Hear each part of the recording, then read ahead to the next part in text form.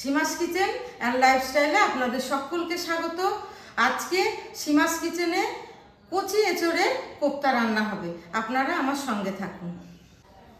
আমি এখানে 1 কেজি কচি এঁচোড় নিয়েছি আর 2টো মিডিয়াম সাইজের আলু নিয়েছি। এটা প্রেসার কুকারে 2টো সিটি দিয়ে আমি সিদ্ধ করে নিয়েছি। বেশি সিটি দিলে পরে ওভারকুক হয়ে যাবে, সেটার দিকে লক্ষ্য রাখবেন।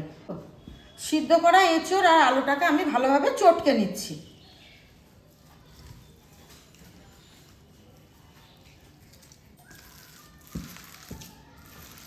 আলু আর এঁচোড়টাকে খুব ভালোভাবে চটকে নিয়েছি। আমি এখন এর মধ্যে কিছু মশলা অ্যাড করব। প্রথমে দিয়ে দিচ্ছি 1 চামচ হলুদ, স্বাদ মতো লবণ, 1/2 চামচ জিরে গুঁড়ো, 1/2 চামচ ধনে গুঁড়ো, কাশ্মীরি লঙ্কার গুঁড়ো 1/2 চামচ, আদার পেস্ট 1 চামচ,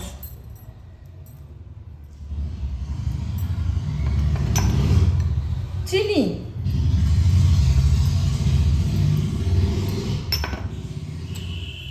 আর দিয়ে দেব বেসন।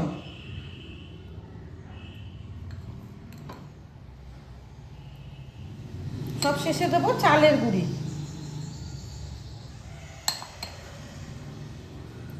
এবার ভালোভাবে সব মাখিয়ে নেব।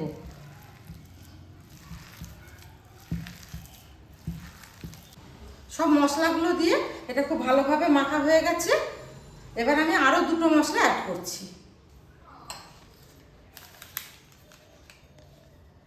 গরম মশলা,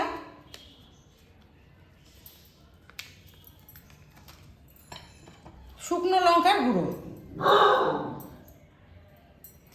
এটাকেও ভালোভাবে মিশিয়ে নেব।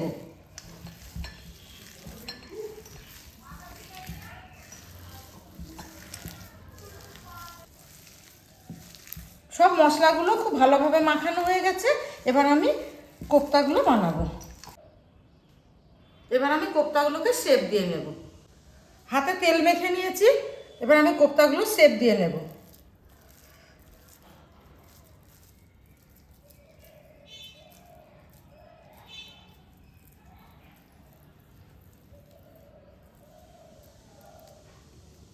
আমি এই ট্রের মধ্যে আটা ছিটিয়ে রেখেছি, এর মধ্যে যাতে লেগে না যায় এর মধ্যে এই কোপ্তাগুলো রেখে দিচ্ছি।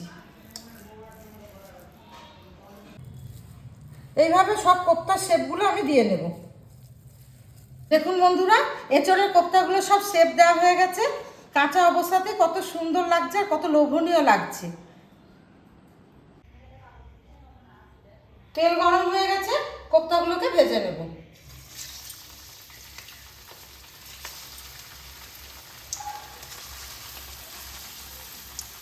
দেখুন বন্ধুরা, কোপ্তাটা কি সুন্দর ভাজা হয়েছে আর মাখাটা আর বাইন্ডিংটা এত সুন্দর হয়েছে যে একটা কোপ্তাও কিন্তু ভাঙছে না। এবার আমি তুলে নিচ্ছি। এইভাবেই আমি সব কোপ্তাগুলো ভেজে নেব। দেখুন বন্ধুরা, এখানে কোপ্তাগুলো সব ভাজা হয়ে গেছে। আর এইদিকে আমি ছোট ছোট করে ভাজছি স্ন্যাক্স হিসাবে খাওয়ার জন্য। এই জন্য এটা একটু কড়া করে ভাজছি। এটা স্ন্যাক্স হিসাবে খেতে খুব ভালো লাগবে। কোপ্তা ভাজা তেলে আমি গ্রেভিটা বানিয়ে নেব। তার জন্য ফোড়নে দিচ্ছি 2টো তেজপাতা, 2টো শুকনো লঙ্কা আর সাদা জিরে।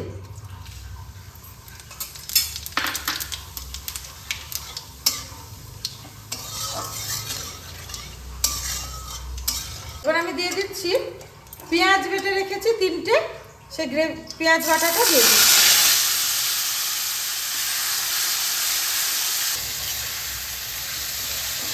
পেঁয়াজ বাটার রং চলে এসছে।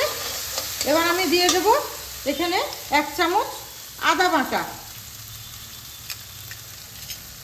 এটা ভালোভাবে পেঁয়াজের সঙ্গে কষিয়ে নেব যতক্ষণ না এর কাঁচা গন্ধ না যায়।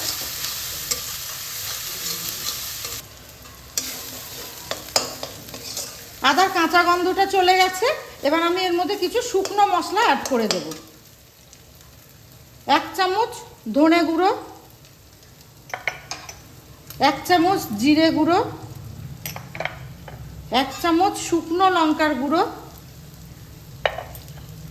1 চামচ হলুদ, স্বাদ মতো লবণ দিয়ে ভালোভাবে কষিয়ে নেব।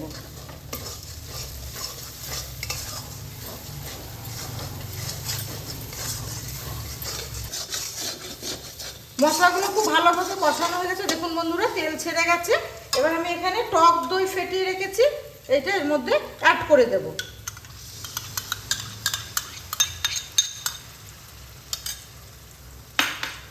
খুব ভালোভাবে এটাকে মিশিয়ে নিতে হবে মশলার সঙ্গে।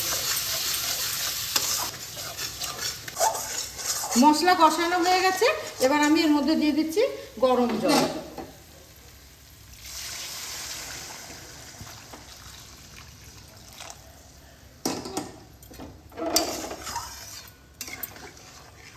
মশলাটা ভালোভাবে এর মধ্যে জলের মধ্যে মিশিয়ে নিচ্ছি। আমি এবার এর মধ্যে 1 চামচ চিনি, কারণ কোপ্তাটা দেওয়ার পর বেশি নাড়া যাবে না, 1 চামচ চিনি আর গরম মশলাটা অ্যাড করে দিচ্ছি। কোপ্তাটা দেওয়ার পরে এগুলো অ্যাড করতে গেলে পরে কোপ্তাটা নাড়া যাবে না আর ভালোভাবে মিশবে না মশলাটা, সেই জন্য আমি আগে এটা গ্রেভির মধ্যে দিয়ে নিচ্ছি। চিনি আর গরম মশলাটা আমি আগেই মিশিয়ে নিলাম, কারণ কোপ্তাগুলো দেওয়ার পর মেশাতে গেলে পরে কোপ্তাগুলো ভেঙে যাবে, সেই জন্য আগে মিশিয়ে নিয়েছি। গ্রেভিটা ফুটে গেছে, ভেজে রাখা কোপ্তাগুলো এর মধ্যে দিয়ে দেব।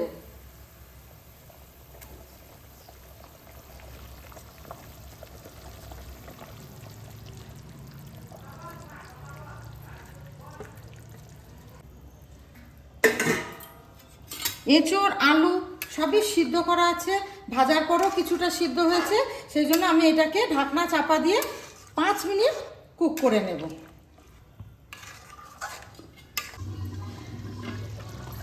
বন্ধুরা, এঁচোড়ের কোপ্তা কারি একদম রেডি।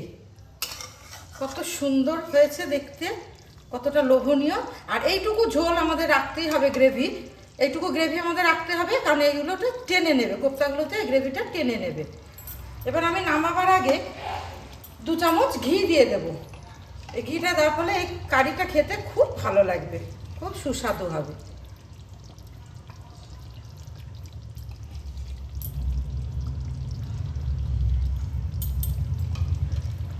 আপনারা বাড়িতে এইভাবে ট্রাই করে দেখবেন। দেখুন বন্ধুরা, কতটা লোভনীয় লাগছে। ভিডিওটি ভালো লাগলে আপনারা লাইক, কমেন্ট ও শেয়ার করবেন, আর অবশ্যই চ্যানেলটিতে সাবস্ক্রাইব করবেন।